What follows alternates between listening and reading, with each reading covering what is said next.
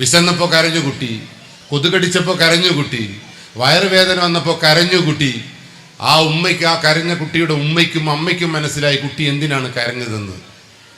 കുട്ടിക്ക് പാല് കൊടുത്ത് വിശപ്പടക്കി, തൊടുന്നയ്യെടുത്ത് പൊക്കിളിന് ചുറ്റും പുരട്ടിയപ്പോൾ കുട്ടിയുടെ വയറുവേദന മാറി.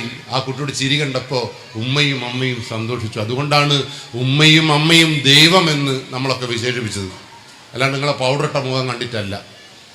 പക്ഷെ പുതിയ തലമുറയിൽ എൻ്റെ ഭാര്യ ഉൾപ്പെടെയില്ല. എൻ്റെ ഭാര്യ എൻ്റെ മക്കൾ കരയുമ്പോൾ എന്തിനെന്ന് ആ ഭാര്യക്ക് മനസ്സിലായിട്ടേ ഇല്ല. എൻ്റെ ഭാര്യ കുട്ടി കരയുമ്പോൾ അന്നേരം പറയുന്നതെന്നറിയോ, കുഞ്ഞമ്മ ഡോക്ടറെ അടുത്ത് കൊണ്ടുപോകണമെന്ന്. കുഞ്ഞമ്മ ഡോക്ടറാണോ എൻ്റെ മകളെ പ്രസവിച്ചത്? അവളോട് പറഞ്ഞാൽ പറയും, എൻ്റെ അമ്മയോട് ചോദിക്കുക എന്തിനാ കരഞ്ഞെന്ന് ചോദിക്കുമ്പോൾ എൻ്റെ അമ്മേനെ അവൾക്ക് ഉൾക്കൊള്ളാൻ പറ്റുന്നില്ല, അമ്മ പഴയതാണെന്നാണ് പറയുന്നത് എൻ്റെ ഭാര്യ. ഞാൻ നോക്കുമ്പോൾ എൻ്റെ ഭാര്യേൻ്റെ ടീമാണ് എൻ്റെ മുമ്പിൽ ഇരിക്കുന്നത് എന്നുള്ള നല്ല ബോധമുണ്ട്.